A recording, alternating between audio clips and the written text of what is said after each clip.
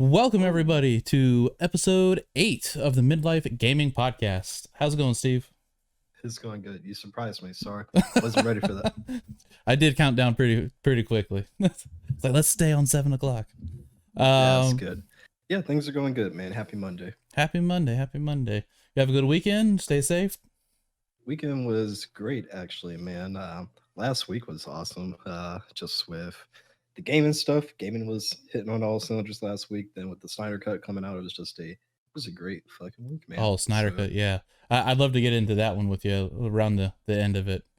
Yeah, but this weekend I just spent just kind of recharging, honestly, trying to sleep as much as I could, catch up. Hey, you gotta take some personal time every once in a while. Of course. That's how you recharge them batteries. Let's see. All right. So today we're going to go over the South by Southwest Gaming Awards. We're going to talk a little bit about the Nintendo Switch Knockoff. And then we're going to just step into our radar games because we have some good titles in there that we want to talk about. And, everything that we did last week, basically. So let's go ahead and get started with the news. I don't have sound effects yet. All right, so South by Southwest had their awards, I don't know, a couple days ago, and some of them were good selections. It's not a very large award show, really, but it is something that developers will absolutely slap on their the back of the box if they get an award or not from these guys. So I didn't even know this was happening, by the way. I was under the impression that because South by Southwest was canceled, that so was the award show. Yeah, I'm kind of surprised by this too. This is actually the first I've heard of it. When you told us that we were going to kind of talk about this today, and looking over just this little bit that's on the screen, that they produced this in partnership with IGN. But I'm a pretty heavy IGN visitor, and I don't remember seeing anything about this at all. If I did, it just kind of fell into the fold with all the other type of advertisements, I guess. But yeah, I had no idea this was happening. Yeah, and Discord didn't do a good job of it. They have a way of pushing announcements to everyone, and they didn't push an announcement saying, "Hey, this was happening." So go check these guys out or anything. No, nothing. Yeah, I literally tripped across this article looking for news things. I was like, oh, what is this? And I've known that they've had award shows, but they've always been kind of the more eclectic, I guess is a good word for their decisions. So it doesn't get as much hype as the Summer Games Video Game Awards or Best of E3s or anything like that. But we'll just take it from the top and see what we agree with and we don't agree with. So Video Game of the Year was given to Hades. Have you played that game? Yeah. How'd you like it? I liked it, but not enough to be Video Game of the Year. So then what would your pick be for Video Game of the Year? Oh man, this is a tough one. I would really I feel like it was Control, but I don't remember if Control was a 2020 game or not. So let me check that out really quick.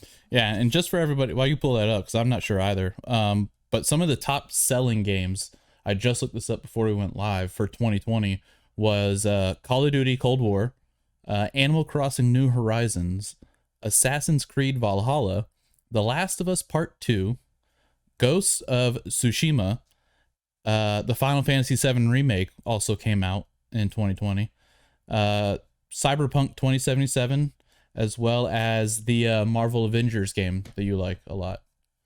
That a lot of people like a lot. Not anymore. But man, I looked and Control was not a 2020 game. And I don't think it's exclusive because they always have like those weird time windows when they're accepting and when they're not. I can say that the best game that I feel like I've played in the past 2 years was Control. I pulled up my Steam playtime thinking that maybe that would refresh my memory for something that came out. And the only other thing I see that may have been out in 2020 was maybe Death Stranding, which I enjoyed a lot, but I wouldn't consider that a game of the year either. So I really definitely want to be Avengers. Yeah, I really can't say. I don't know. Was 2020 also the year of that Star Wars Fallen Order game?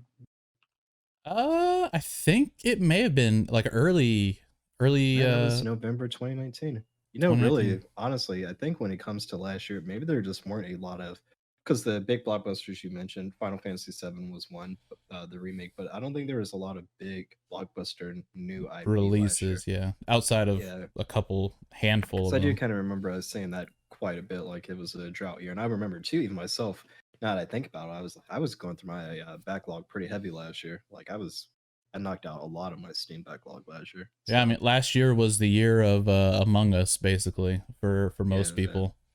and then with COVID and everything. So yeah, maybe that's why it's such but Hades, I can see why, now in retrospect with everything else I'm thinking of that came out, I can see why. The problem I have with the games like that though when they're so indie and small is that it's kind of hard to it's really hard to justify it as like the game of the year. It's like when the Oscar for, movie of the year or film of the year goes to like some indie type flick that no one's ever seen. It's Right. like I get it for and that's where I think maybe there should be an award like best production or something like that, or something that encompasses like, hey man, this was super polished, but like really we know this award needs to go to like what is the game that was on the mainstream tip of everybody's tongue, which I guess at that point, you said Animal Crossing was in that run, and I would probably say it was Animal Crossing because that took over. That was a phenomenon for.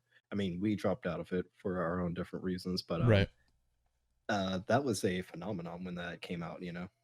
Yeah, and Yeah, I agree. That's probably the game that I would put, like, if I had to make a decision for releases last year. I mean, Animal Crossing would absolutely, the New Horizons for the Switch would definitely be my top pick for last year. yeah. That's what I would. Sorry, I have a loud mechanical keyboard. No, you're fine. That's what I would say as well. I am seeing also though. So I pulled up just quickly 2020 release games, and with this in mind, I probably could make a different type of argument. So, Last of Us Part Two. I don't remember if you said that or not.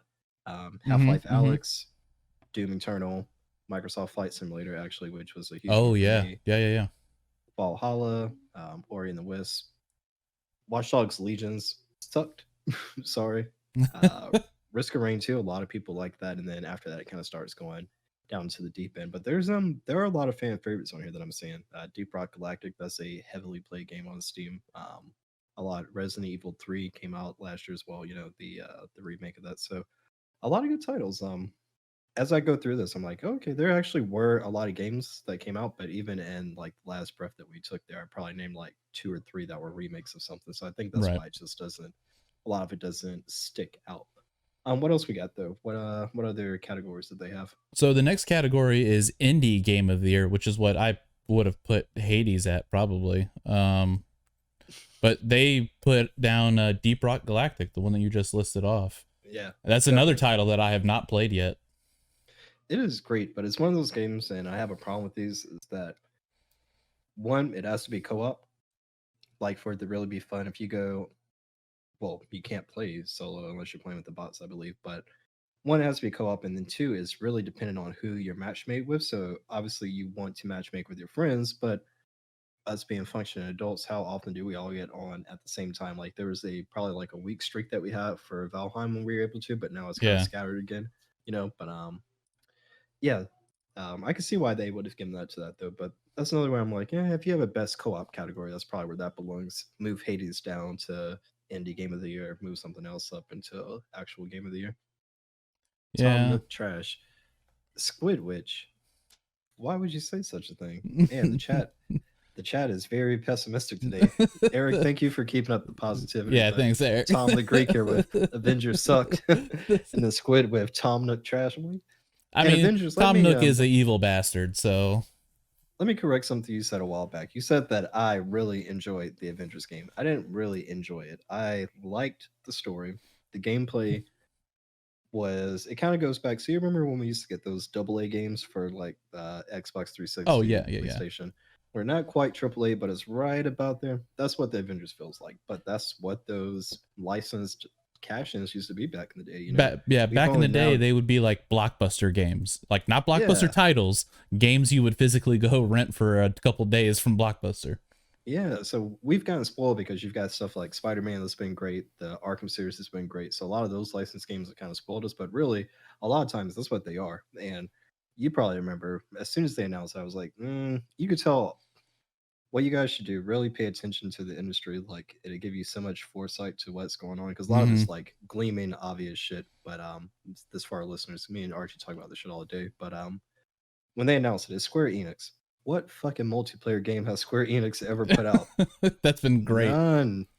They are from Lara Croft Tomb Raider, so you think they've done this. How the hell are they going to move over to this type of gameplay? And that's why it's clunky.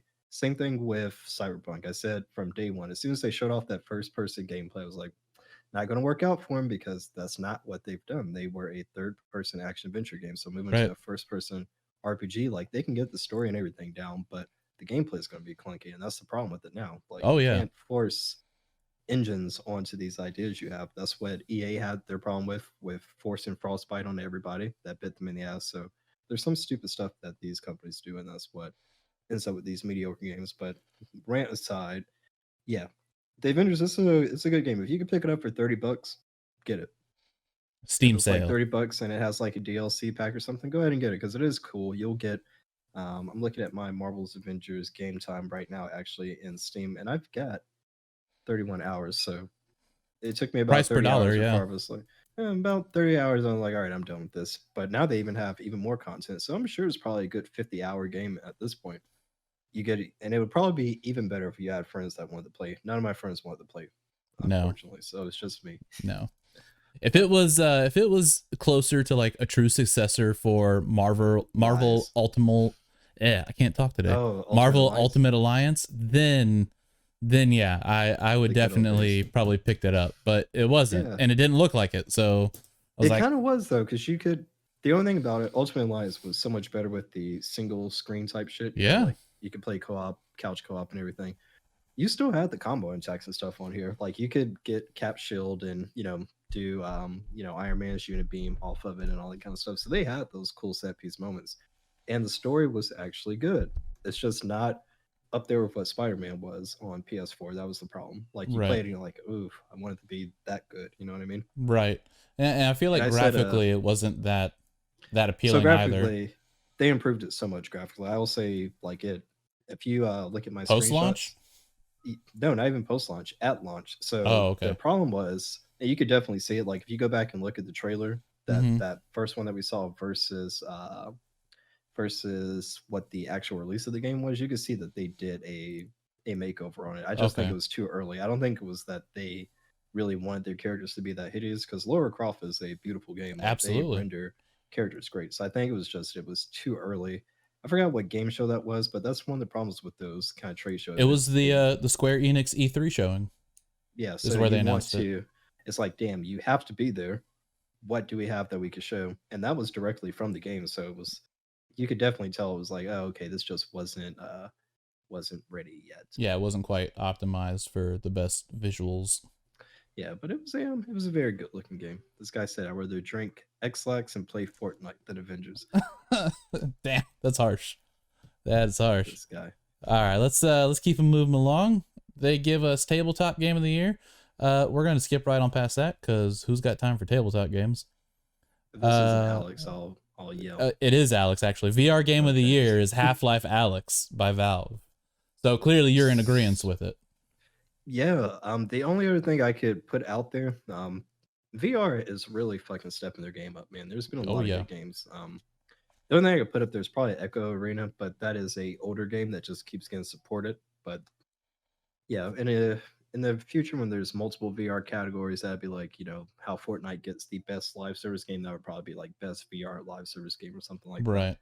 I do think we could take a quick detour. I do think the VR industry is going to get another boost. Sony's already talked about the PSVR 2, so Yes. getting the idea of it just more mainstream, like, oh, console gaming, VR gaming, oh, this isn't so bad after all. I think just getting like that kind of that pessimistic attitude out of it that a lot of people have, like, oh, well, whatever. Recently I upgraded from the Rift to the Rift S, and I love it. I think it's the best tech that's out there. To be completely honest, like you just can't get that level of immersion with anything else at the moment. Yeah, I think Um, what people have a problem with is that VR is still very much viewed as a gimmick still. I mean, I yeah, remember back when I was 8, I think. I went to Busch Gardens in Tampa and they had this little Star Wars experience VR adventure, and you wore this headset that was 18 times the size of your skull, and you had this dumb controller that had it was basically like a giant Sharpie marker with a thumbstick in the middle of it, and the tracking was horrible, but you're like, yeah, it's Star Wars. And that was the whole reason why you played it, was because it was Star Wars with a gimmick, not because it was VR with Star Wars. Yeah. And I think people still have not gotten over the initial gimmickiness that VR has. It's like, oh, Yeah. I'm in it in real time. They don't see the power that it takes to push it, as well as the power that it has in itself to Yeah. be that platform for the next generation of gaming. And like you said, man. the fact that, you know, these people that are doing video game awards still only have one listing, and it's all set as VR game of the year, not VR game or VR first person shooter or VR, you know, whatever. I mean, the industry kind of limits itself a little bit from that perspective. But like you said, it's becoming way more accessible. My in-laws love to play Beat Saber on my VR headset, and I still have one of the Oculus Rifts, the first ones. And I mean, tracking is still golden on it. It required a little bit more power at the time, but yeah, I mean, the Rift's tracking is actually better than the Rift S. So having upgraded from them now, like I definitely, there's a lot of things I enjoyed about the Rift over the Rift S. The Rift S gets a huge increase in like the clarity, but then after that, it's like everything else. Like everything else at that point kind of takes a downhill. Like the tracking is a little better in terms of like I won't say better, but it's more functional because now you don't have to set up the cameras and all that. You could quickly, if you want to take it over to a buddy's house, you can do that as long as they have a computer, that's powerful enough to run it. So they have made it more accessible in that way. Like you don't have to go setting the cameras up, but with doing that, they took away how good the camera tracking was. Like that was definite. Whereas this now, like there's certain things like moving behind your back, it can't track your hand once it moves back there. So there's you lose that. Whereas with the other one, you had the full 360. And then you probably those headphones on the Rift, they're great, right? Like those are some of the best sounding fucking headphones ever. Yeah. Well, guess what? You don't even get headphones with the new one. You have to so and then it's so awkward because headphones they've got their equal size for the cords. And then with that, it's not in the middle, it's on one side of the headset. So now you've got this awkward limb, fucking cord that's running down your head and everything. But Etsy, luckily, I found some headphones on Etsy that clip onto it that work pretty well. So that's what I'm doing. But yeah, they get back on topic there. VR game of the year. Alex was a fantastic game. The thing about Alex, which makes it why they definitely deserve it, was one, the storytelling was phenomenal. Like if you're a Half-Life fan, you're gonna be fucking blown away by what they did with the story. But then just two, even if you're not a Half-Life fan, the story is still very engaging, and it's the way that everything just feels correct. Like there aren't a lot of video gamey type gimmicks. Like they make the VR stuff make sense because if you played the old Half-Life games, you had the gravity gun, which is how you yank stuff from wherever you want it. Right. In this game, you've got gravity gloves. So okay, in VR, obviously you don't want to have to walk a mile to go pick this thing up, or not a mile, but walk 100 feet to go pick the thing up. So yank it over. You've got the full, everything that you expect from a gun, you're able to do. Take the clip out, reload it, safety, all that kind of stuff. Pretty much anything you see in the world, if you're like, oh, there's a cat over there, I wonder what would happen if I throw a can at it. It's gonna react like if you throw a can at a cat. Right. I don't know how so how does the cat react, Steve? it runs away. And dude, the animations are incredible. When I played in the Rift, so I need to go back and play it in the Rift S to see how much of a difference it is. But like the characters are rendered beautifully, like just great. Everything about it is great. Like if it was a regular 2D desktop game, obviously you have to change some of the functionality and stuff out of it, but the set pieces and everything are still would be good. They would just have to, I think you would have to make it more of like it kind of has a lot of similarities to Resident Evil, honestly, because it does have that pacing to where, because you are relying on physical bullets in your gun and stuff like that, right? You are worried about every encounter that you run into. So I think it would probably still translate well over to TD. And that's what a VR game should be. It should be a game that's great as 2D, but the VR just gives it a whole nother layer of experience. That's why some of my favorite games are games that are for VR, games that are just regular games on desktop, and then they add that VR stuff on top of it, and they can just add that other layer of immersion, you know? So last question about VR, and then we'll move on. What game do you think, like, take a franchise from today, what game today do you believe could get a full VR support that would help turn the tides for the market, the VR market? So man, Because we can talk it would about be hardware all day long, but ultimately it's going to come down to the software. it would be Call of Duty. Call of Yeah. Duty is the if I was a Oculus marketing executive and Bill Gates came to me, or actually, I don't know why I said Bill Gates. um, Oculus is owned by Facebook, so it'd be Mark Zuckerberg would come to me and say, "Hey, we got to make this fucking Oculus thing take off. Unlimited Here's a monies. checkbook." Yeah, I would say, "Okay, we got to go to Call of Duty." He's going to argue with me, why Call of Duty, why not Fortnite? I would say because Fortnite is going to cap us off at a certain age group. We Right. want something that is going to be taken maturely because the gaming industry overall, like, yes, kids are participating in it, but it needs to be a mature audience because those are the people who are going to set the tone for what the kids think is cool and what they Yeah. want to, hang on to. So let's go Call of Duty. Call of Duty also helps out because it gives you a variety of fucking gameplay. Imagine Warzone in VR Yeah. to where I could pull the trailer out my ass right now. Here it opens up. You're on the Huey, fucking helicopter. You're out the side. You're looking around. You seeing all the people drop around you. You look over. Your buddies there next to Quick you. check-in. Oh, Quick yeah, check-in. dude. Yeah. Like that would be like Call of Duty could absolutely like put that as, hey, VR is real, dude. Like it's a that's what basically what You Alex wouldn't did have to worry for about programming in emotes. You just emote yeah. yourself. Exactly. That's what Alex did for PC gamers. It showed him like, oh shit, like this isn't just a fly by night thing because they started seeing the reviews of it and like watching the gameplay videos. They're like, oh shit, the fucking index was sold out for months. Yeah. It was the number one selling, Steam House, the Steam charts where they rank games.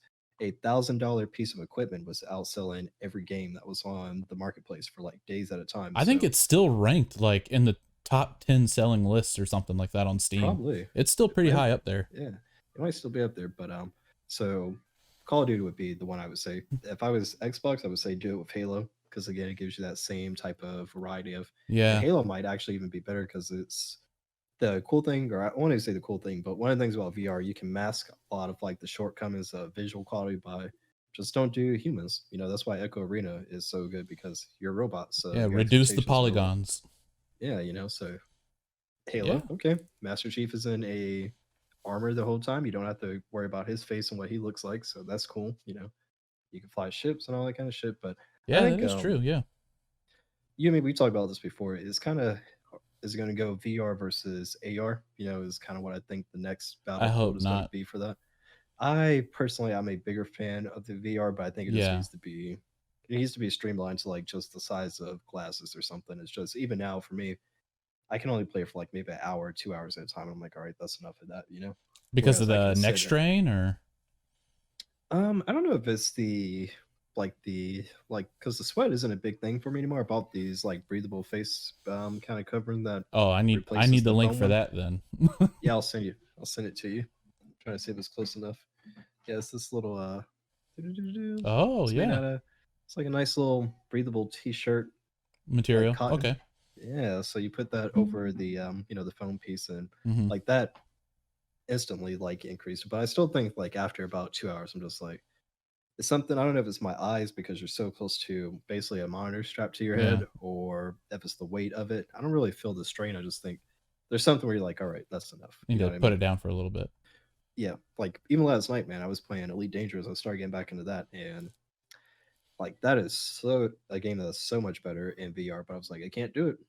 Gotta get out. Let me just get on the 2D screen. Yeah, that's true. All right, well let's move along, move along. I don't know what this award is. The Matthew Crump Cultural Innovation Award by Dreams. Have you seen anything about Dreams? I've seen a little bit from shows, and it's just like it looks like a great creative sandbox, I guess. But Um, it's just I don't know. It's a little weird.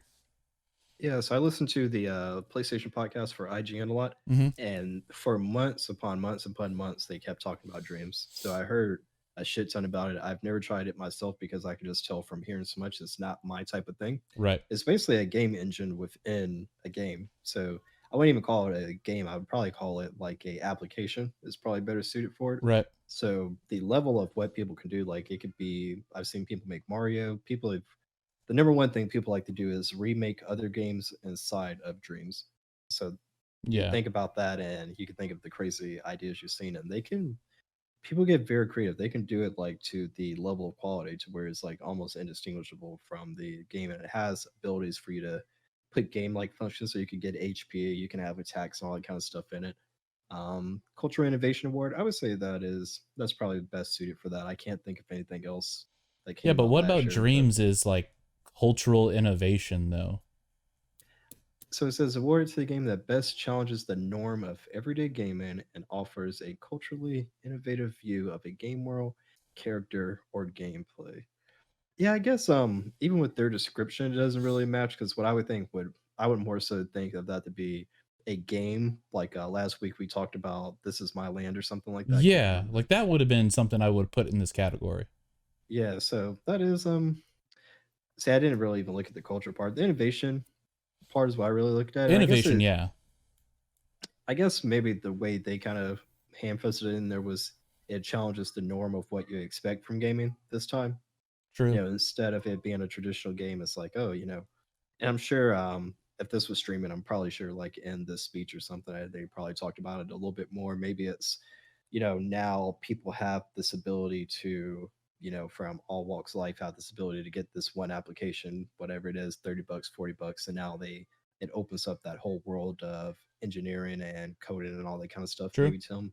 Maybe that's the angle they're coming from. But yeah, I would have been interested to hear that. I could But see that. yeah, off the top of my head, I don't remember if This Land Is Our Land came out last year or not. That would probably be the only other thing I could think of in recent memory that would really otherwise fit that. Yeah, and I imagine this is a hard category to fill every year too, just because Yeah. it's not every year that you get a game that truly challenges the norm, as they say. So I don't know that. I was looking to see if Telltale's Walking Dead finished last year, because that was another one that probably could have went there without spoiling it, but Right. yeah, I don't see it. Anywho, Yep. cool. What else we got? Let's move along. Excellence in animation, art, and visual achievement. Ghost of Tsushima. This one I do 100% agree with. Yeah. I've not played it myself, but I have a buddy, Justin, who plays it, and I've seen him play it. The game looks amazing. Animation is done very well. The just visually, it's a very stunning game. It's a fun game to play as well. It's a good game all around. And then just to add, gravy to the potatoes, everything is visually amazing. Yeah, I don't disagree with that one at all. I haven't played it. I haven't really watched any gameplay of it because it was one of those things where I've got probably a couple of games I'm waiting to get a PS5 before I try out that Mm-hmm. one and the new Spider-Man being those two. But I've seen a ton of Oh yeah, screenshots from it, Miles. and it The looks. Miles game came out in 2020. Oh, did it? Yeah, that would be another one How that I how could would probably that put not up there. have been up there? Okay. Yeah, I guess they probably gave that one probably gave them a kind of, I don't want to say a handicap, but probably knocked them down a couple of notches just because so many people said the gameplay was, well, I guess virtually the same, and the game was half the size of the first one. So I Was it think the that same probably price does. as the It was a Spider-Man? full price game. Yeah, Full price game. Oh, okay. yeah. I think it was $10 cheaper, but it wasn't a indie title. Tom in the Um, chat says that Miles is fantastic, and I would agree. yeah, it looks good. I'm gonna get to it. I gotta get a PS5 first. Yeah, same here. I don't want to get the watered down PS4 version. Yeah, and honestly, the only thing really keeping me from pulling the trigger on the 5 right now is just I want that one more than the Series X, but I know they're going to come out with a different version that's not that fucking ugly, hideous box that it is right now. Oh, have you seen the D brand has done a full plastic shell replacement? It looks I have seen great. those. Yeah, it looks great like that. It's still that weird, ugly shape. I wish someone would just 3D Looks like print you're a gonna be better a fire. version of it, but Oh man. we'll see. Maybe. And what's crazy is when you take those panels off, it's a box. Like it's a Yeah. normal freaking box. So the only thing that makes it weird is the outer plastic. It's Shape shaming. yeah, What they're accusing it us of. really is. It's weird. The shape Let shaming. me guess this one before you go down. Okay. Excellence in game design. Is it Last of Us? It is not. Oh wow. I can see it here, but Wow. it's not on the stream yet. I don't know why, but I have like right where it's at. It's blinded for some reason. It says that the winner was Hades. I don't know if I Okay. agree with that either. Like again, I'm not trying to take awards from Hades, but I do feel like Yeah. it's slightly overhyped by the streaming community, and maybe They're that's the gonna reason why. There's two frames of mind, so I can see where they get that from. Because the cool thing about Hades is it does really push that roguelite formula completely in another direction. I'm not a big fan of the roguelike stuff. Coincidentally, the two times I have stepped out of my zone to play roguelite was this and with Aerospace, which both were games that took it and did something completely different with it. But I can see why you would get it for Hades. I can because it's the way that everything is. Like the story's tied into the gameplay. Every time you get a new loop, the way the ending is, the way it brings you back into it. But I really thought that was going to be Last of Us, just because one, they did such a departure from the gameplay style of the first game, and they introduced a lot of stuff that you don't see in a lot of games right now. Like what normally would be a QTE in most games was live action right there. Like, Right. hey, that's not like, oh man, you forgot to do this and you fall and die. Restart is, oh man, you forgot to do this, you're getting hacked to death. You still can get away and you might be able to recover it, but you should have. I just thought that the design of Last of Us was probably There top was like a notch, best true I've like seen. rewards and consequences system. Yeah, Mostly and then consequences, but still. and the scarcity of the resources, kind of the way you deal with the click clackers, those whatever the hell those are really called, the clickers, I guess is what they were called. I just thought, I would say overall, I thought that was the only thing. It's like what Sony has done. They've done that 3 times in a row, really, with that God of War and with Horizon. Each of those were just masterpiece, polished releases once they were put out. Yeah. I don't know. Excellence in game design though, that's another like ultra generic, like whoever, I guess this award show proves it as well. Because excellence in game design, it's the same game as game of the year. So if there really is a true excellence in game design, why would it not be considered up there for game of the year? I don't know how you would distinguish the two of those. Yeah, it's the thing about these award show, all subjective, right? Yeah, I mean, you kind of brought up a good point too. Is like, sometimes it's just for the ad revenue. It's just for the the sticker on the box, I guess. I don't know. Yep. Yeah, sometimes it And helps Hades is them. definitely a game that has the sticker on the box, even though there's no box. You go watch Oh, yeah. their video on Steam, and the very first like 30 seconds of that video is reward, award, award, award, award, award. It just like stamps all over the freaking screen. So I don't know. I might pick up Hades once it goes on sale for a little bit. Might do it as like a, I don't know, a Switch game Yeah, maybe. that's what I would actually recommend as a Switch game, because Yeah. I found playing it on PC. I was like, I could be playing something else. Why do I want to play this? Like Hades Right. is more of a, hey, I'm in the car. Hey, I'm waiting Not for dinner to driving. be done or something like that. I'm just chilling in the patio. Something like I just want to play for a couple minutes, which is really good for it because, oh, okay, I died, great. But the next time I play it back on, I got something new to do. Yeah, absolutely. Yeah. So let's move on to excellence and score. I have no opinion on this. I do, and it's not Ori and the Will of the Wisp. Even though, I mean, it's a good. I don't know. It's a okay game. I've played a couple of hours on Xbox for this game, and it's a fun little game. But I don't know how I would classify the musical score in it though, because it's one of those things that it definitely feels additive to the game, but alone the music I don't think stands out as itself. Like to listen to the musical score outside of this title, I don't know. I wouldn't do it. I mean, honestly, in my opinion, the even from just a artistically technical standpoint, I would have to pick Doom Eternal's soundtrack. I'm not a huge metal fan or anything, but I will randomly, while I'm doing studying or I'm, writing up for the show or something, I will throw on YouTube, songs to rip and tear by, and it's just a bunch of like doom tracks that are on there on YouTube. So there's also a ton of technical work that went into making that soundtrack and making it work with the game. I don't know. This, again, we said this earlier, South by Southwest is definitely known for their, eclectic taste. So I would chalk this one up to being one of those types of decisions. Yeah. Yeah, and all of them, I think, what we could probably agree with is like none of the choices have been egregiously like what the hell. It's just been like, yeah, that wouldn't have been my choice. Like you can make an argument for everyone they've selected is just kind of like more of the hipster's choice. Kind of what I want to say. Like, yeah, absolutely. Like I don't like Last of Us. It's too popular for me. It's too mainstream. Before everyone else did. Right. The game I would say I said I had no opinion, but I lied after you said Doom. I would say Final Fantasy, like Final Fantasy 7, obviously, the remake. They reorchestrated every single song for that game. Yeah, and they are all fantastic. Like especially like the ending of the game, like the orchestration they have playing, like everything is just they really know how to pull at the heartstrings. Yeah. I completely forgot about that soundtrack until you just brought it back up.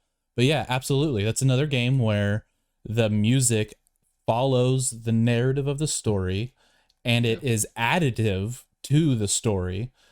And you could easily pick up the album on Spotify or something and listen to the music outside of it if you're feeling in a certain type of way.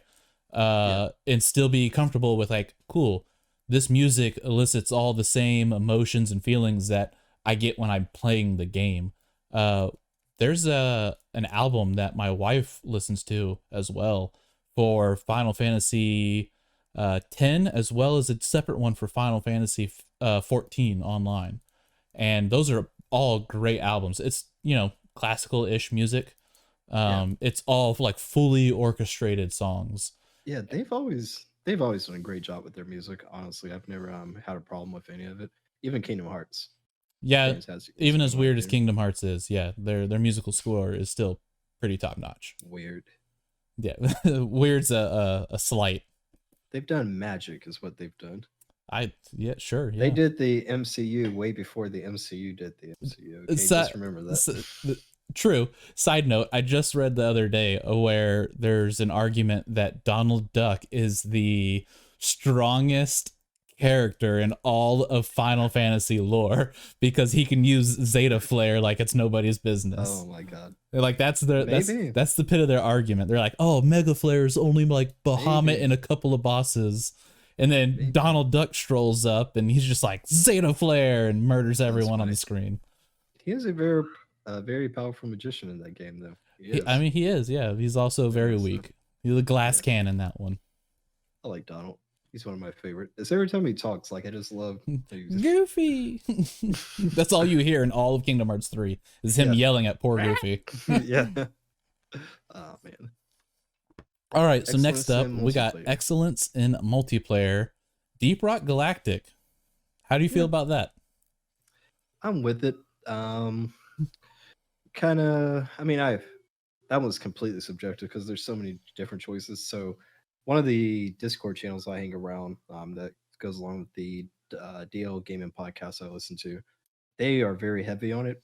It's just not for me. Like, I'm one of those people. Like the theme of a game will keep me out of it. And for that, they just don't. It doesn't take itself serious enough for me. Like, I like the concept of you're digging into these caves, you're fighting ghouls and goblins and all that kind of shit. But I don't like that there's just so cartoony. It just doesn't make me want to. Doesn't make me want to play it. I probably would have gone with a Siege. Obviously, there's a lot of good choices here. You got your Apex. It's still hitting on all cylinders. Yeah. Daisy is making a little bit of a comeback. It looks like, or not Daisy. What's the other one? Rage, or I can't remember for the life of me right now. Rust.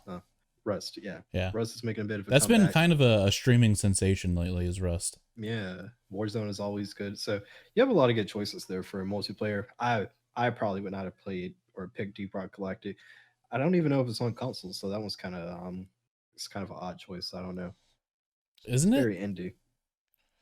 I didn't think I Coffee have no idea. Stain was a PC only publisher. I have no idea who the hell that even is other than this game. Yeah, I don't know. Excellence in multiplayer, like you said, is very subjective. It's it's another one of those like oddly generic things, because Yeah. best first person shooter could also be your best multiplayer. I don't know. I don't really have an opinion on best multiplayer. I feel like, honestly, I would have given that to Animal Crossing, to be completely honest, because again, I would not. I mean, in terms, so they said award with the game with the best player to player interaction experience. What other game gave you the same experience as Animal Crossing? I was mean, able to I think last year? that their main holdback for Animal Crossing would have been the whole like The console exclusivity or something? Or... no, like the whole network situation on there. Like it wasn't super easy to friend people on there. You could have a Nintendo friend, but they still weren't like your Animal Crossing friend.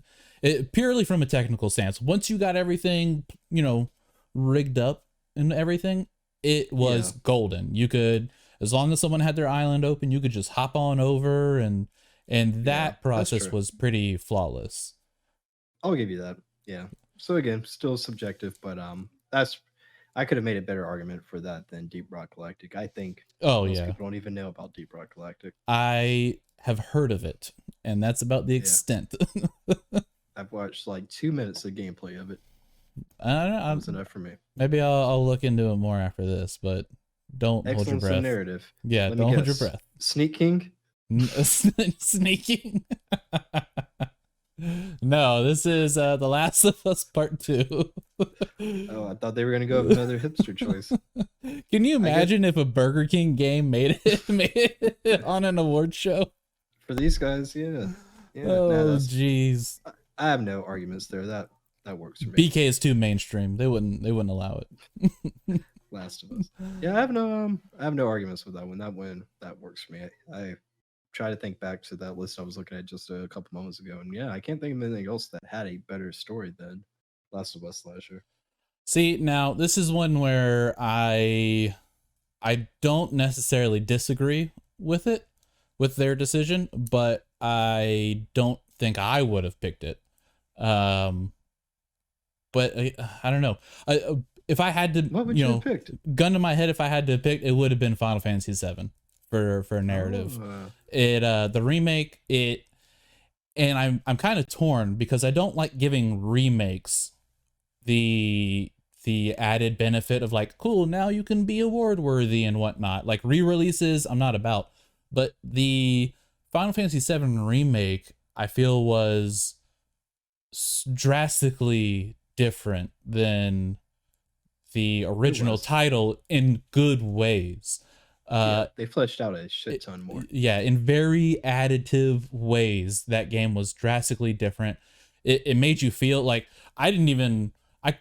before I played Final Fantasy VII Remake, I went back and played the original, like probably a month before release. I just picked it up on Steam and played it there, even though I have it on PS1 still.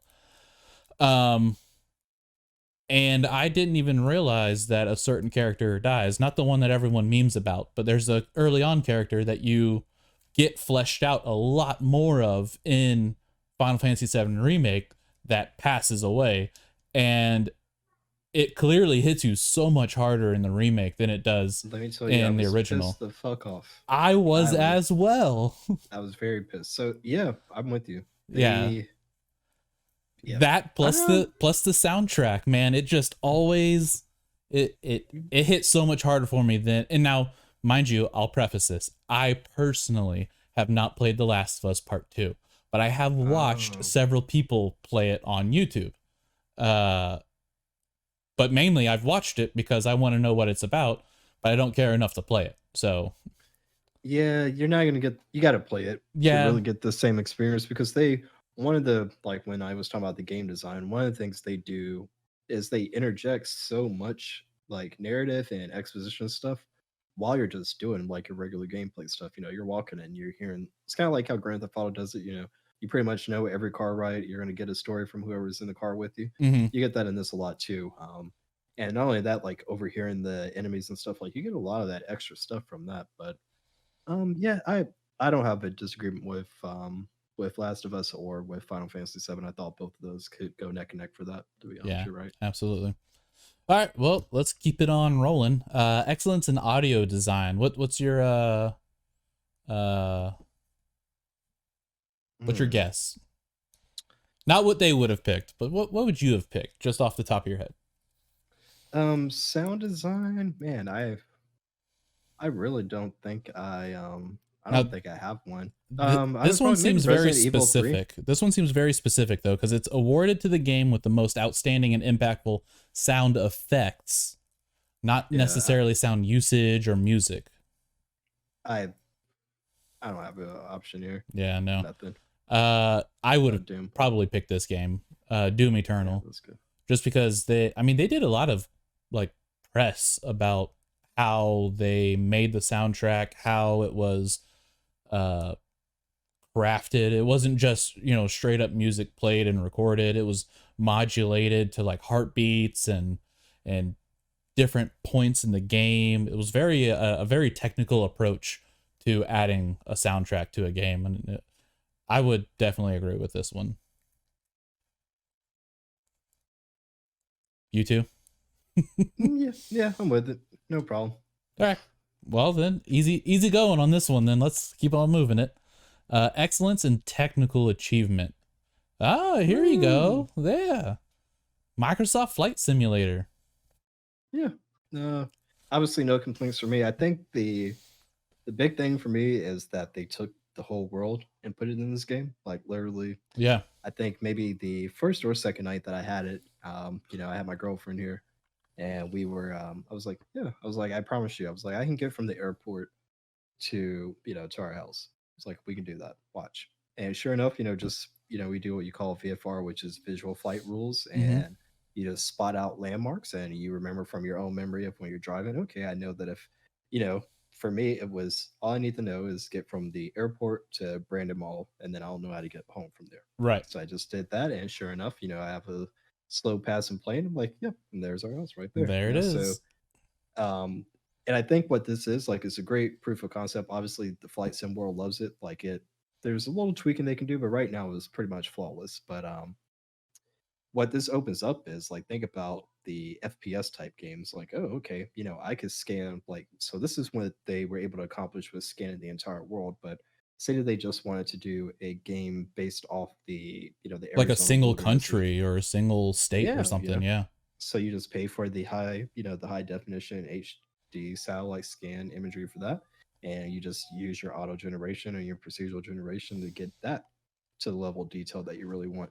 Even if they wanted to break it down to like think of Grand Theft Auto, like oh they want to return to Vice City, they get a full scan of the Miami-Dade area, Yeah. and now they've got that, and they just go in and they replace a couple of things to make it fit what they want for their world, but the level of immersion that you would get from that because there is a difference between you have somebody handcrafting a world and when you actually take the real world. It's just going to feel more realistic because there's going to be those little nuances that you expect from the real world. You know what I mean? Right. Those little unplanned pieces that could Yeah, never have been built by a single person. exactly. So like think that it opens up for that. It opens up for racing games. Like there's a lot of technology they could use, and this was using Bing data, which isn't you know Microsoft won't come out and say this, but obviously their data isn't as good as Google's is in some respects. So imagine someone using the power of like Google, then you add in like the power of neural network and AI, Yeah. technology to upres and all that kind of shit. Like the future's going to be crazy, man. Like that is how it's going to be like the combination of all those technologies, VR, satellite data, and all that. Like if we do go to the AR world, obviously you're in the world. It's a lot more realistic. Yeah. But if you went the route of VR, that's what it's going to lead to, like the Ready Player One type scenarios. Because the tech, I mean, the games themselves on your desktop are already almost indistinguishable from real life, photos. So Yeah, let me know whenever Fortnite, 3D maps in Florida, and oh my they god. have a whole they have a whole Florida man. Florida chapter in their lifespan, and winner is Oh man. is Florida man, crowned Florida man. Man. Dude, I want Battlefield. I want Battlefield mapped out Oh to man, that would be amazing if yeah. Battlefield could And just like map that's out another an one, man. entire country and just here you go. And as we know, like one of the big things that drives technology is the military industrial complex. Yep. So, that's something they definitely want. Like, oh, we can high definition scan Iraq or whatever these other Yeah, I territories want to mean the go in. the army still has a full blown, game title that you can buy yourself that they use for training. It's Oh yeah. wild. Yep. So yeah, well, but yeah, they definitely Asobo definitely deserves that award. Good for them. And they have a very small team too. It's not a big team at all. So kudos to them. Yep, I would absolutely agree with this one. It's a huge technical achievement to just get it working, much less to get it working as smoothly as it is, as well as for it to be not just working and working smoothly, but working in such a way that makes it, accessible to people who mod like you and your Yeah. team. To just, I purchased the rights for this helicopter. I'm going to go ahead and tweak around with some of the settings on our side, and after a lot of hard hours later, boom, here we go. It's in there Yep. now. So, and Exactly. that's a whole level of complexity that you have to plan for if you're going to allow it. And I mean, they do it pretty damn well. Yeah, they've done a great job. Yeah, All that was right. all for the South by Southwest Awards. Overall, I'd say someone needs to find someone else to pick their games for them in the future. So Oh man. let them let them know that. All right, so let's move along to the next topic that you had, Steve. Yep. So just real briefly, wanted to touch on this. Don't want to spend a lot of time on it, but Mm-hmm. so this actually, that is not the one. Let me see if I can find it for you. Sorry, Archie. Got to call a quick audible here. Where'd it No go? worries. Do you have Discord up by chance? Uh, I do, but I'd have to take you down. So just put in the Uh, sh- Discord no, or the Twitch? show prep. Oh, okay. One second, folks. Basically, though, while I'm pulling this into the show notes for my buddy here. Do-do-do-do. So Tencent, the company that has a big investment stake in Epic Games, they're basically how Epic Games was able to, I won't say how they were able to get the funding, but it's a lot of what helped them get money in the door to keep the infrastructure of the Epic Games Store up. This was helped them get a lot of the exclusivity deals they've got, things of that nature. And what we have now is news from Daniel Ahmed. For you guys who are heavy on Twitter, you've probably seen this guy tweet 1,000 times before. He is a insider, being that he's in the Chinese market himself. He does a lot of business analyst stuff for Chinese companies, specifically in the tech world. So he's always got a little bit of insider knowledge when it comes to manufacturing things like that. One of the things that he's done is that he kind of tracks patents and things that are being filed, and he found that Tencent actually filed for a patent for a device that we're showing on the screen right now. Obviously, it looks very much like a Nintendo Switch. They have the working title for it called PC console at the moment. So it seems like the idea is going to be that this is going to be a portable PC, um, with a form factor somewhat similar to the Nintendo Switch, and they were granted the patent in China. So that is a huge accomplishment for them, or I'll say a huge checkbox to knock off them towards releasing an actual console. The Chinese market is very difficult to get into, so you always want I to mean, be not for paired with a 10 cents, company. it's not. Yeah, which is exactly why a lot of American companies have partnered with Tencent, is because it gives them access into the Chinese market. Yeah, just a China just has huge player count. exactly the player count, and then they also just have a ton of rules of what they allow into the country. They have a lot of privacy concerns and things like that. When it comes to us, of course. But yeah, so briefly, just wanted to touch on that. That I would say it is probably not a wild guess to think that we will see something released from them in the future. So right now we're thinking something Windows 10 based for the OS there. these mobile graphic cards are getting so great that you can really run PC games inside of it, especially if Yeah. you cap it to a low resolution like 720 or 1080p. You can run it. Obviously, that's how the Switch works. And something like this, you could tell that it's a little bulkier. So if you had that extra battery power, it could run in even higher resolution and keep the same battery life that people are expecting, or maybe even better. So, Yeah, and they it's a didn't go little, for the whole removable controller thing on the edges, so they actually yeah, look, grippable, something a little yeah, bit more comfortable in the hands.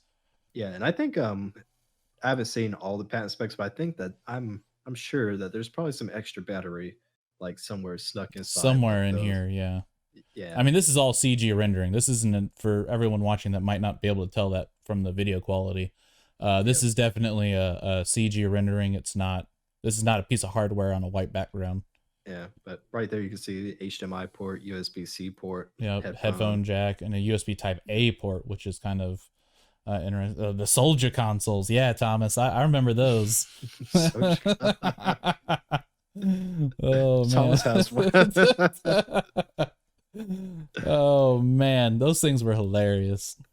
Oh my god, the Soja I mean, consoles. they weren't horrible for what they did, as long as you knew what they were doing, which was, bootlegging ROMs off the internet basically and Yeah, putting that them in was a my problem hardware. with it, was the fact that I don't have a problem with the business model, whatever, do what you do. It's Hmm. more just the way they were selling it. Like, oh, I've licensed all these. I'm like, no, you can go get this Yeah. from a flea market. I promise you, for $20. There's Oh somebody yeah. who's selling it right now. Those have been around since the early Illegally 90s. selling it. Yeah. Yeah. I remember seeing Yeah, in Sears once there was like this bootleg Wii. I was like, oh, over 1,000 games, and you look at the game list on the back, and it's 18 different versions of a ripoff Bomberman and all that oh man. garbage. Yeah, that's funny. But yeah, that's all I have on that though. So let's talk about what is on our radar for this week. So what do you got, Yeah. Jordan? So on the radar, I found a game called Atomic Heart, which has been in development since 2017, and it's a I don't know how this has been hidden for so long from myself, because this game looks right up my alley. It's the concept of it is that it's an alternate universe, kind of. It's a little bit in the past. The USSR has been not been dismantled yet in this timeline, and the main difference is that robots and AI were invented in like the 1930s almost. And so it's like this weird, not, I wouldn't really call it steampunk, but weird design. As I was watching Kind these of videos, Bioshocky. yes, that's exactly what I was about to say. It has a very Bioshock vibe to it, Yeah. and the combat feels very, very Doom-like almost. And the premise is you're this dude who's some type of agent for somebody. I don't know, USSR maybe. You might be Russian. The developer is based in Moscow. They don't exactly advertise it on their main website, but all the job listings they had on the website were in Moscow, Russia. So that kind of gave it away a little bit. Um, but let me fast forward to some better gameplay, because it's very situational gameplay, kind of like early-ish Bioshock. Bioshock Infinite and 2 kind of linearized the combat, but in the first one, you could really handle situations as you felt best. So this video shows the guy that's just going ham on these things, but you could easily have this skill that helps you go in and achieve your goals stealthily, or maybe you have to set up some traps first or something along those lines. Like, it's so good looking of a game, and it unfortunately does not have a release date yet. So my feelings are a little hurt about that. Yeah. It looks good. Yeah, I'll give it that. You said some things that have worried me though, but Like what? that the developer was still actively hiring for people, that the release dates to be announced. But what we're Well, seeing in this gameplay video looks good though. so most of the hirings were for like non-developer roles. So you can go to Blizzard's website and look at all the things that they're hiring for, and Yeah. know that they're still actively developing a game. What worries me though is that this is the only game these people have developed, and I don't know. I hope it works out for them, because there's there's a lot in here that I've liked. We're not going to sit here on, the stream and watch everything about it, but we'll put links in the description if anyone wants to give it a go. Yeah, it does look good though. From what they've shown, like unless they did a very small vertical slice and they just polished out the Oh no, because looks good. So IGN did a cover on it as well, and this is the photo mode that they're releasing. This is now. Oh, so wow. The video on Steam was a little bit old, like a year or two old, I think. This is like just released the other day.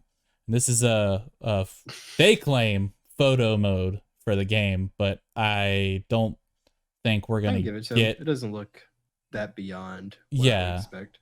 Well, I mean, it's still like in animation, so I don't know how. Like, this is gonna be some NVIDIA GeForce Ansel level photo mode in order to do what they're. I don't think they're claiming this. Maybe, I don't know, but it just zooms out and just completely takes you into this world, this combat world. There's like these robots you have to fight. Later, there's back to the story though.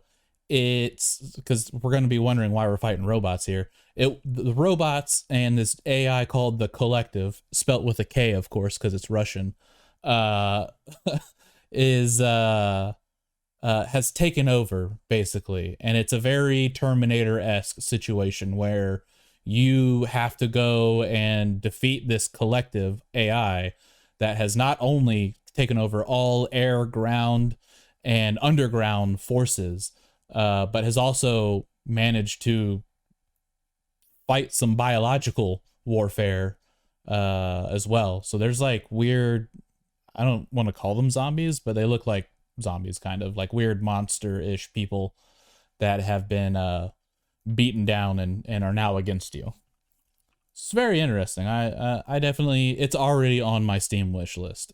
Just from what I've seen about it today. It does not have I don't think, oh yeah, I did have the Steam up. Yeah, it's still release date to be announced. But I don't know. I'll keep my eye on this one and see if there's any news to. Oh yeah, here's one of those biological like threats that shows up eventually. Pigman? Yeah, something. I don't even know what's hanging out the back of his neck. Something. Like it's already been stabbed a couple times. Oh man. Okay, that was. It looks interesting. I'm gonna watch it. It definitely has a lot of. It definitely has a lot of good Bioshock vibes. A lot of like from the other combat. Looked very Doom-esque, and it has a good it looks like a good $20 game. Oh no, I'd pay full price for this. Like assuming that it keeps its promises visually and from the gameplay and everything that has been seen, assuming it keeps all its promises, I would pay full price for this game. Absolutely. You are P3. A special KGB agent. Oh man, sounds like a $59.99 store to me, buddy. I mean, no one's gonna really be paying attention. I mean, did you read the flavor text in the beginning of your Bioshock case? No, I loved Bioshock. Yeah, exactly. But have you read the? Let's go to Bioshock real quick. Bioshock. I bet does it say? It just sounds so like. This is the descriptive. Like it just sounds generic. You have a complete arsenal at your disposal. Yeah, it's all garbage marketing words. That's a terrible description as well. Thank you. Exactly. We can't trust these things. They're all terrible. Okay. We'll see. Well, can't wait to see the adventures of P3. The special KGB agent. Oh man. P3. My thing is I wonder. He's not a rapper, folks. I wonder how they're going to handle the English translation because there's a lot of stuff that doesn't translate very well. Aren't. You're going to be playing this janky ass fucking game and purely in Russian. That's it. You to play. I can't wait for you to pay $60 for this game. I really can't. Oh, P3. P3. Russian agent. KGB agent. I'll play it. I mean, the gameplay alone looks fun, so I'll definitely get some time out of this game. Especially if the whole you can pick how to choose and fight and everything like that. Like if that's done out well, Use like your they own claim. body as a weapon. Yeah, punch, kick people, crazy Oh things. man. It's all marketing Alright. words, but remember these people are Russians, so they No, don't know I'll check it out. how to You tell me how it phrase things. is. I'll tell you exactly how it is. You My tell me how cat it is. just drop kicked the freaking door down. Apparently. Oh man. All right, cool. Can't wait to get their hands on this game, probably. Can't wait. All right, so let's go. Let's go to your masterpiece of a title then that's on your radar. Okay. Yeah.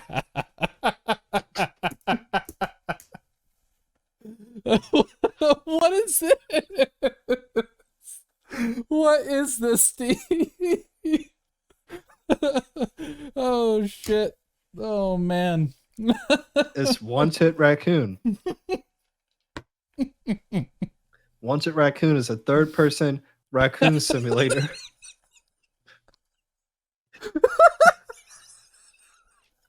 With a storyline and extensive research space. Oh god. Steal food. Ride a Oh, skateboard. man. Be inconspicuous. Fight with people. Create equipment. Upgrade skills. Leave the resistance. And find a kidnapped family. All in Wanted Raccoon. What is this?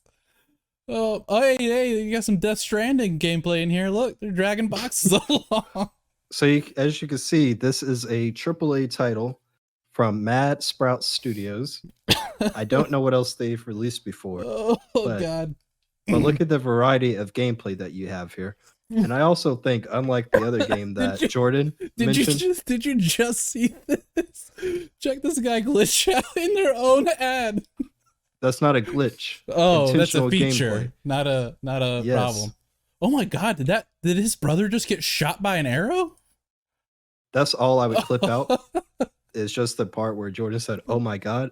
Just put that in the trailer as like an excitement piece. Like, oh my god, what a great game. Yeah, Archie Anyway, says, "Oh my god." Who could disagree though that this looks more exciting than that game that Jordan just showed us? I mean, I could easily. Oh, it's he's got a running from the crafting cop. system. Look at that. It's got a crafting. He wrote a skateboard system. Come on, guys. Fight with people. How did you find this? It was in the discovery queue. Oh, It just came out. God. Look at the reviews. Very positive. It's very positive. I got tears running down my face, Steve, right now. Dear God. Can we read one review? Give us a couple reviews. Oh man, let's read some reviews. I'm sure they're going to be perfect. I found this game highly enjoyable form of escapism and would recommend for all ages to play this game. I'm over 60. Oh shit. Oh man. That's great. Does Bradley Cooper voice the raccoon at least? Tom, this is an indie game, so I don't think they could afford Bradley Cooper. And that's another thing too. You're trying to make this a joke. It's not a joke. This is a realistic game. So you are man. It didn't say raccoon game. It said raccoon simulator. I mean, I'm laughing, but I'm just laughing at the fact that you were ripping in what looked like a pretty solid title. And you're like, yeah, by the way, my choice this week was Raccoon Simulator 2021. Wanted Raccoon. Wanted Raccoon. I'm going to play this. I'll tell you how the story is. I think it's probably got a very deep story. I hope it does. Though? They're all positive reviews. They are positive, yes. I'll wait for your review on this one. What a negative review. Oh, let's see. It's a great game idea that just needs a massive amount of polish before it's fun to play. Nah, get out of here. No one trusts Fluffy's Snow Meow. I don't trust him. This is his one and only review. What? Is it? 155 games in his account. And he reviews this one game. But apparently he liked it enough to play for 2 hours. Oh, he got right to the refund period too. Oh, yeah. I wonder if he got his refund or not. Oh, man. This game looks good though, guys. Overly positive. Overly positive, yeah. Or what count? Yeah. Lovely little game. All jokes aside, like for $18, I don't know, like why couldn't you? Does it have multiplayer? Oh no, it's single player. Skateboard. Look at the skateboarding mechanics. I mean, Look at that. I'm looking, Steve. Was that a scripted moment or was that emergent gameplay? I have no idea. I'm pretty sure There's a lot of crazy shit going on in this game. I'm not kidding. Oh, like there really man. does seem to be a lot of different gameplay happening here. Just throwing random pool balls. Cops getting knocked down by because they went to the left instead of the right side. Are you throwing grenades at these people? I don't really know what the hell this is. You hiding bodies, Assassin's Creed style. You just straight up murdered this woman and you're hiding her body in the bushes. What? Oh, there's a base building mechanic. Oh, see, now I have to play it. It's required now. Now. Everything you want, man. It's required. It's got base building. I have to be a part of it. I think he is throwing grenades. That's the second person I've seen blow up. Oh man, what have you exposed me to? I wish this was multiplayer. I feel like this game could be so great if you could like just screw around with some friends in here. I really want to know what the hell is happening in this scene where the cop cars are getting blown up like that. They keep showing it every video. I want to play the game just to find out what's going on with that. I really do. They got a crafting system. They got throw mechanics. They got. I'm gonna try to find this one. They got Death Stranding cameos in here. You can wear a pirate hat. What is that? I want to wear a pirate hat. Wear a camo backpack and just sit and eat your acorns on a rich person's fence. You can have a crossbow or a Nerf gun. Next year at the Southwest Awards. This better be that cultural award. Cultural award right here. For helping people understand the life of a raccoon. The life of a raccoon. The troubles. The objective might be in the title. Wanted Raccoon. Maybe he's the one wanted by the police. Maybe. All I know is that chase scene looks pretty dramatic. Pretty dramatic. That's hilarious. This game, man. You know what? I mean, I'm gonna go add this to my wish list right now after this show. Good choice. It's early access. You can get it now. $18, 10% off. Let's go. Let's do it. Woo woo. Oh man. All right. Well, enough for that. Let's talk about our last week. Last week I took a friend's recommendation and played a little bit of Century Age of Ashes. He has not played it yet. Said the raccoon is cute. Yes. The raccoon is very cute. And so the buddy we were supposed to play with, Tom the Greek 34 in chat, has not played this game yet, even though he's the one that recommended it. I played this game. It was fun. I don't know if I could sit and play this for hours, but it is a different take on the 3v3 or 6v6 type of game. Like those are normally always shooter games or Overwatch like that. This is a very drastically different take on that type of title. I don't know. I'd recommend people to give it a try. It's a free to play game. You lose nothing other than a couple of gigs of hard drive space for a little bit. And I don't know. It's interesting. Don't play it with a keyboard and mouse. Recommendation right off the bat. Don't play with a keyboard and mouse. It was not built for it. It plays like garbage with a keyboard and mouse. Plugged my controller in mid-fight. Still ended up winning with a +7 kill streak because no one knew how to fly their dang dragons. Yeah, I'm probably not gonna try this out. No, probably not. I don't know. It was if you had fun come for a back little with bit. A glowing review, like, oh my god, No. it was fun as hell. I do not give it a glowing review. This is, if I had to give it out of a 10, this is like a, I don't know, like a hard 7 maybe. Maybe less than a 7, but probably about a 7, only because of where I think they can take it. And I don't truly know all of the outside of fighting mechanics. So there's like a way you can get different dragons and different fighters and all that jazz. I just haven't spent enough time to know those things yet. But from the little bit that I played of this early access game, if they continue down the road that it looks like it's going down, yeah, I'd say it's probably a solid 7 out of 10. Okay. Yep. It'd be a 0 out of 10 for me. 0 out of 10. All right, so let's go ahead and let's see. Yeah, what'd you play last week, Steve? I, of course, continue to play Microsoft Flight Simulator. 50,000 plus downloads of our Airbus H135 helicopter. That's my plug for that. But other than that, what I finally got back into was Grand Theft Auto Online last week. So I don't know if you saw that article or not, where a guy from the community found out that for the longest time, I mean, Grand Theft Auto has been out since maybe 2014 at this point. Yeah. And one thing that has always been an issue is the load time in load into the multiplayer has always taken like 10 to 15 minutes. Oh, I have seen this article. Yeah. Yeah, so it takes so long to get in that I really like, unless I knew I was going to sit down for 2 or 3 hours, I wouldn't play it because it wasn't something I could just hop in for a quick 15 to 30 minutes, fuck around, and then get back out of easily. But someone from the community figured out that what was wrong was that every time the game was loading, they were basically checking every single file to make sure that every file was still there on the user's computer. And if you've ever used verify your files through Steam, you know how long that can sometimes take. So they were doing that every time a person was loaded into a multiplayer instance. He figured it out. They gave him a $10,000 reward, and they released a patch that fixed it. So I started playing again. I've always been very rich in the game just because I've been playing since literally the PS3, maybe I want to say the Xbox 360. Yeah. And they did something where you could port your 360 one over to the Xbox One, and then you got all your credit from everything that you already done. So I've been playing since 2014. So I've always had more money than I could do anything with. So every time they release one of these free updates, the way Grand Theft Auto works for you guys who don't know, you buy the initial game, and then every piece of DLC has always been free.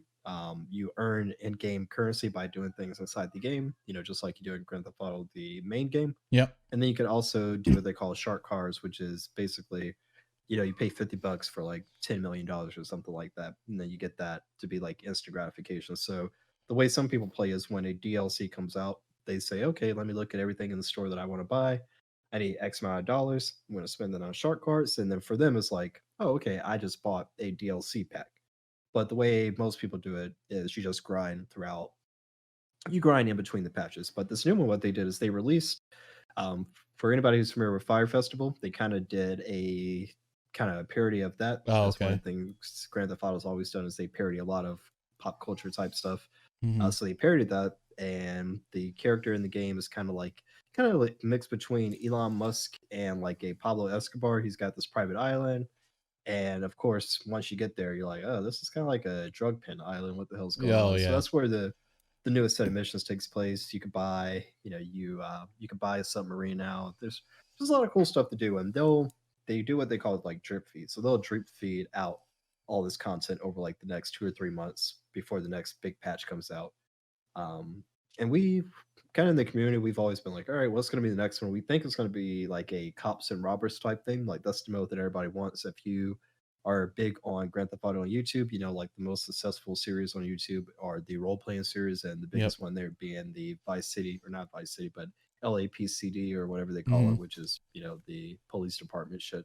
Which there's a pretty cool single player mod for it. There just isn't a good multiplayer mod yet. So we're all hoping one day like they incorporate something like that in a multiplayer, but there's been some debate that the reason it hasn't come yet is just because of all the sensitivity to cop related shit right now. So it's like probably not the best time, but who knows? They're running out of ideas. I mean, they literally have been doing this since 2014. We've got flying cars, we've got submarines, we've got pretty much everything but a space shuttle at this point. They're not above doing alien stuff though. Nope. Yeah, they're not, and they that's one thing that the modders have kind of solved. They haven't solved it completely, but they have solved a lot of the alien related shit. Like they know the conditions to make UFOs show up and all that kind of stuff. Right. Yep. I don't know. At some point, I think the it's keep going though, man. For me, I think Grand Theft Auto 6 is a lot further away than people think, because when I want to say maybe like 1 or 2 years ago, the House brothers were talking, and they were like, "Yeah, we can't even imagine releasing 6 in a climate like it is right now," which to me makes me think that they haven't even started development on. But you don't need to when this game itself makes $1 billion a year. I don't know. When I hear a phrase like we couldn't even release something like that in this environment, that makes me seem that they already have at least something woven together. Like I think they, they have an idea of what they wanted to do, but I think that so if I'm a game studio and I'm thinking, okay, we always like to push the buttons. That's the one thing Rockstar really can do whatever the hell they want. yeah, But I would probably think to myself, can we still, is the humor even going to land the same? Because we don't talk about it a lot, but there's a lot of gamers who have kind of changed their mind on stuff too. Like even me, I used to be all for kind of like the raunchy humor and shit. Like even now, there's times I'm like, yeah, that's not that funny to me right. anymore. It kind of crossed the line. So I think that might be a internal struggle they're battling. If I was them, I wouldn't even go with Grand Theft Auto 6. I would let this ride out, let Red Dead Online keep riding out. Both of those are doing well. Do Bully. Like bring us Bully, bring us a new IP. Go back to something like Bully. You could test the waters a little bit because it's a little juvenile type humor. But Yeah, but I think even if the current and it'd be smaller. if the current climate is what they're worried about, how there's certain people that can't take jokes, or there's a lot of people that can't take jokes. I don't think Bully would be the right setting to kind of test those waters. I guess it's better Yeah, than a mainline IP, sure. And everyone, I have seen it online. A lot of people are asking like, "Hey, you've touched on these other games a lot. Where's Bully at?" yeah. And I don't mean the same type of humor. Like, don't take the Grand Theft Auto humor and put it in a Bully. I'm saying release a game. Develop and release a game over the next 3 or 4 years to let things kind of simmer into place with the world. So you kind of see like, because there's going to be a time where everything kind of bounces back to the middle road. Like right now, I think everybody's a little overly sensitive. I think things will go back to like, all right, guys, we Yeah. can we can figure this out. So I'm saying do another game in between that. Like, don't even do another big Grand Theft Auto 6 style game right now. Don't do another Red Dead style.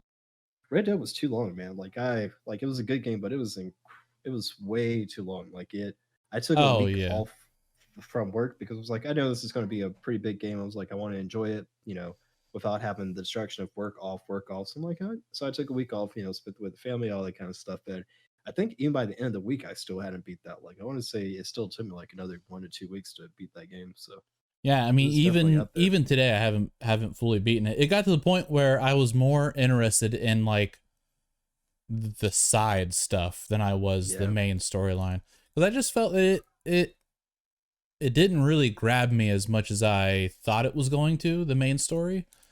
And I feel like that's probably on me because I did spend so much time on the side stuff that it took away from that initial like, hey, we're gonna take care of these things.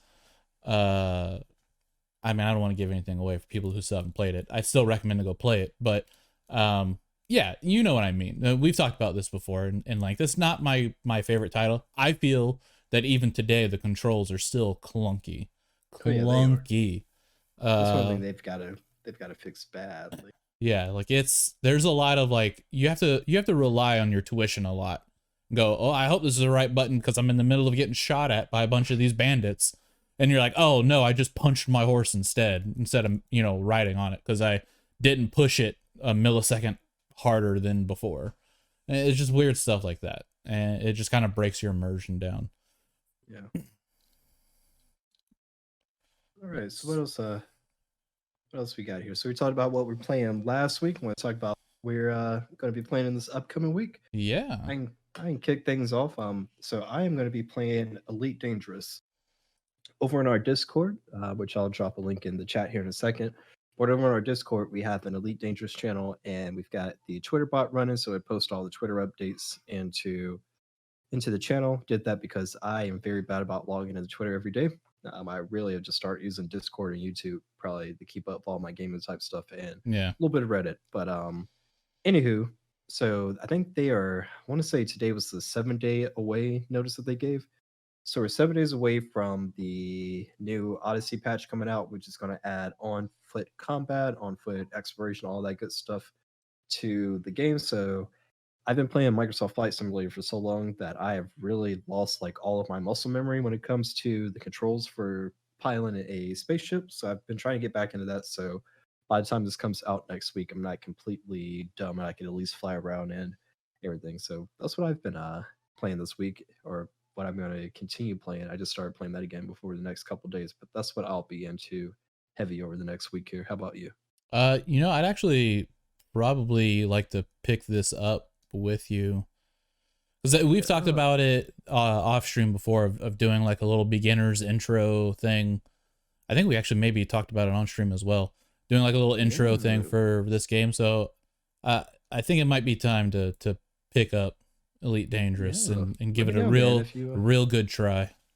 Yeah, you get some time this weekend. They have a crew function, so even without you having all your stuff, right, without you having all your money and everything set up, you can actually instantly train or teleport into my ship, and then you could run like a station, weapons or something like that. So I could shotgun you around a little bit, show you some of the stuff that I'm able to do and all that. Yeah, pull it up in Discord. So that'd be definitely fun. Do that. Let's see.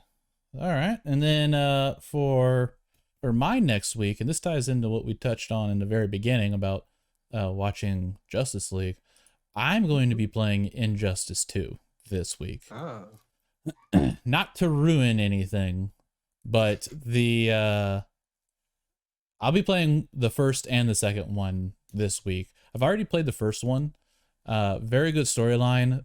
I enjoyed it so much that I even have like the graphic novel, whatever you want to call it, comic book, but it's way thicker than a single comic book. The first game, is it the first game or is it all games? Either way, there's like a set, like every arc happens over the course of like a year's time. So what, in this alternate DC world, and I have years 1 and 2, I think. So I don't know fully what happens in Injustice 2. So I definitely want to give that some time. For anyone that doesn't know, it's by NetherRealm Studios, the same people that made Mortal Kombat 11, and I think the last 2 or 3 Mortal Kombats as well. NetherRealms is the studio behind Mortal Kombat. Always has been. Hopefully, always will be. They also did the DC versus Mortal Kombat games, if you remember those, which led to Warner Brothers being so impressed by that they said, "Hey, you guys can have the license and do whatever you want with it." Yep, and that gave us Injustice 1. Yep.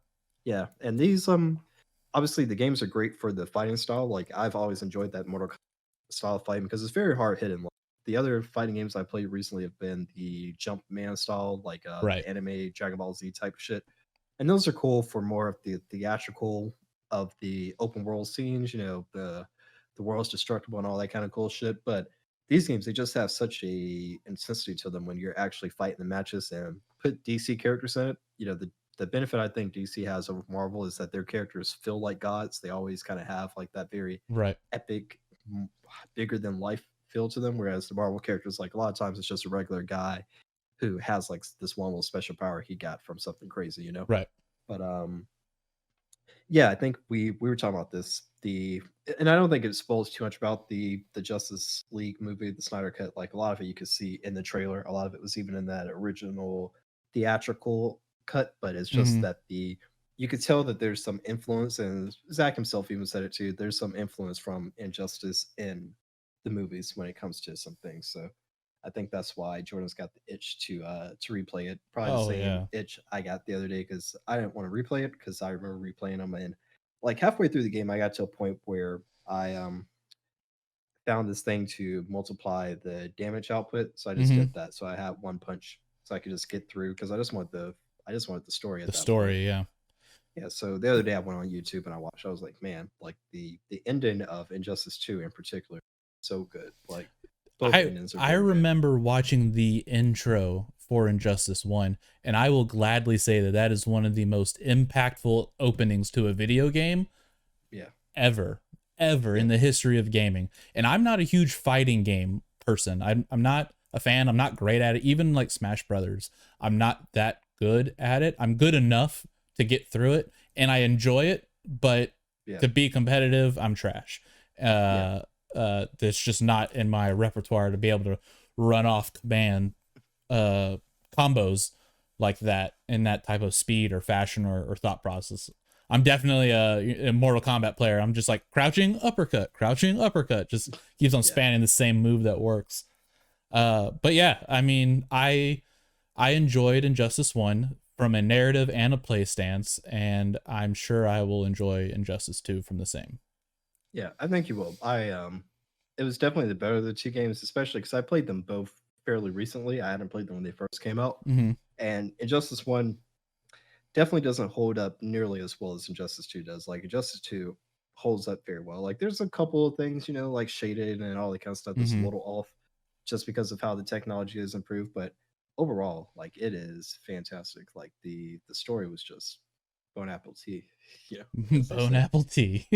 Bone apple tea, Oh man. Yeah, I'll let you know how I feel about Injustice 2 in a couple of days, because I'm sure I'll be able to knock it out the next couple of days. Good shit.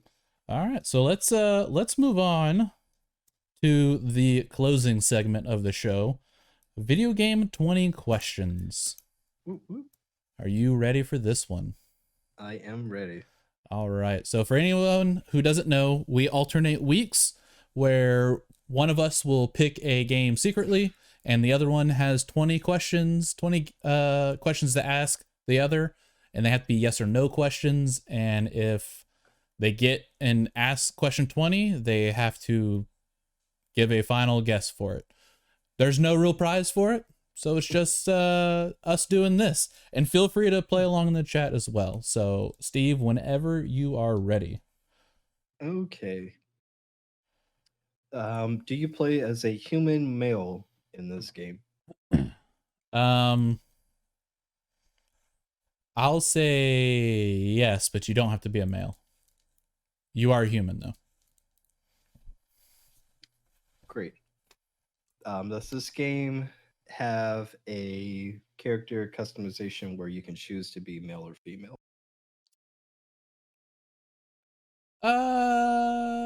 Yes, but I'll clarify that I don't believe you make that decision per se. It is strictly up to, whatever your ideas of male and female are.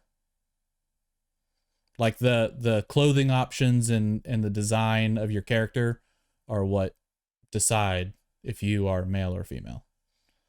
There's not a slider for what gender you are. Was this game released in the current generation, meaning Nintendo Switch, Xbox One, PS4? Not originally, but it does have a release on it. It was re-released on PS4, Xbox One, and the Switch. Is this a multiplayer game? No. Let me rephrase that. Is it? Okay, never mind. That answered it for me. Anyway. It is not a multiplayer game. It's not a platform exclusive. Yeah, I gave you a little hint on that one. Would this be considered a AAA game? Like big blockbuster AAA? Ooh. I mean, man. I'll rephrase that. Was it promoted as a big AAA game? I want to say yes, but I feel like that's not going to help you. Okay. So that's 5. Is it obvious that your character is human? It's pretty obvious. I mean, you don't look very human-like, but you understand from the universe that you are human. Is this a first-person shooter? It is not. Is this a RPG? It is. Yes, it has RPG elements in it. I would say let me take that back. It is an RPG title. I want to be confident in that answer because it's a good answer. But I don't want you to think, stereotypical RPGs. Is this a game I've played? Man, I don't know if you have played this, but I feel like if you have not, you would enjoy this one. That's gonna hurt me. Because usually if I know about something, I probably. Is it a game you've played? Yes, and I've told y'all about this one. And I've told y'all about this is an extra hint just for whatever. I've told you about the sequel for this one as well that I've also played and was like, wow, this is a pretty solid game. Yep, I'm not getting this week. Once you said the sequel thing, I'm like, oh man, there's a sequel? Shit. I'll say it's a sequel, but they are disjointed from each other. Same universe, but it's not necessarily a direct following of the first. It is, but it's not. Gonna take a question from chat. Was it developed by Bethesda? It was not. Was it developed by EA? It was not. And I'll take those questions as wasn't developed or published by either of those. Okay. So RPG. Damn. It's not Crusader Kings. That's Ryan's game. That's Ryan's game, no. Oh man, I am not gonna get this one. I can. It always gets tough after the 10th question. You're like, oh damn, okay. Let's try to bring it back. Is this a medieval game? It is. Oh. No, it's not. It's not. Okay. Is it fantasy themed? In terms of like magic, dragons? Yes, kind of. Okay. Is it a Final Fantasy game? No.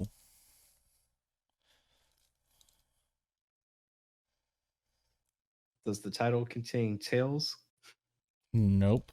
You're thinking this is why I said like it's an RPG, but don't get stuck on that. Does the sequel have the number 2 in it? No, it does not. Is it Harvest Moon? It is not Harvest Moon. Would you call that an RPG? I guess technically you level up, kind of. Is this available on Switch? It is surprisingly available on Switch. Oh shit! I'm back in the game, boys. Surprisingly, it's on Switch. How many questions am I at? Damn, I start rapid fire. That was 18. God damn, at 18 I asked about the Switch. All right, wait a second. Let's get in my Switch memory. I'll give you a little bit of a hint since we're on 18. Okay. It was published by Ubisoft, formerly the THQ part of Ubisoft.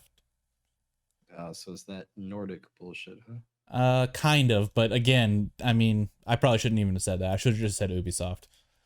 When you turn the game on, you see the Ubisoft logo, not the THQ.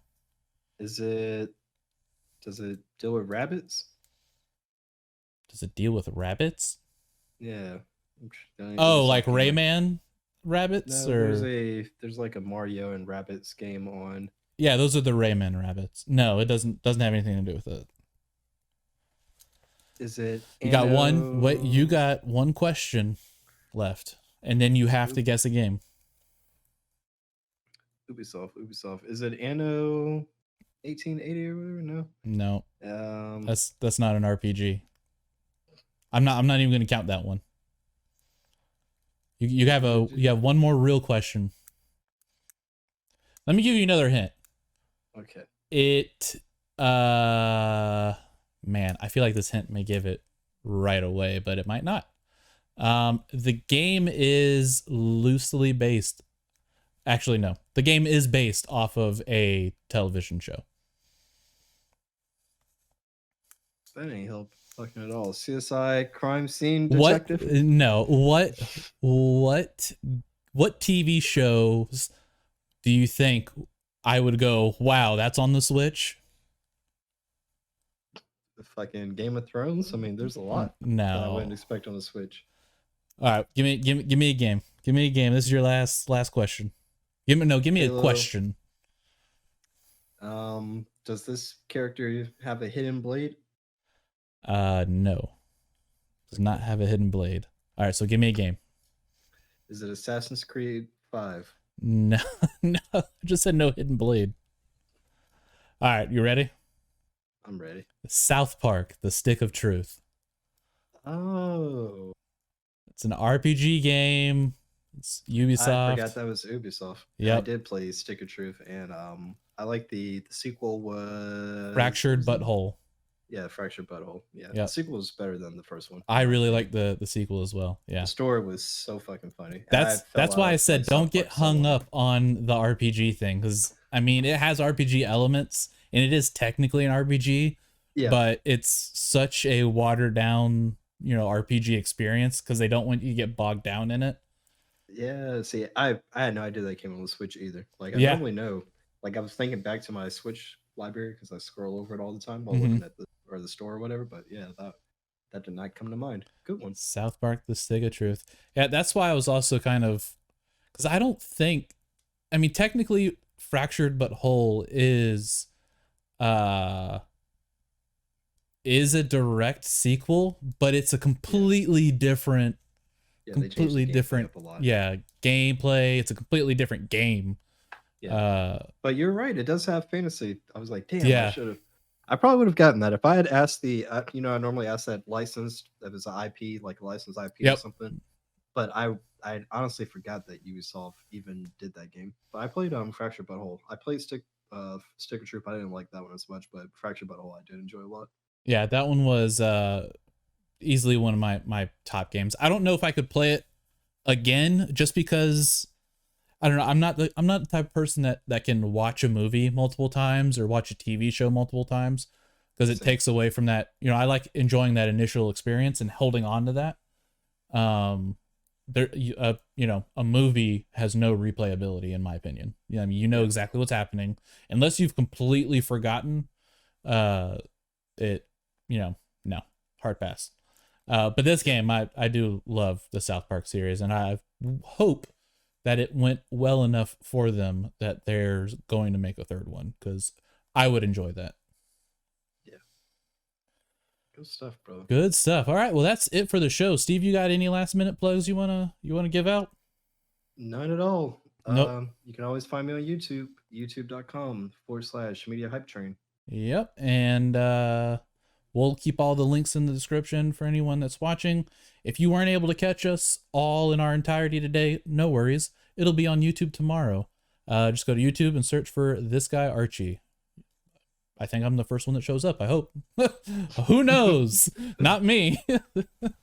But we'll see you on the next one. Thanks everybody for coming along. Adios.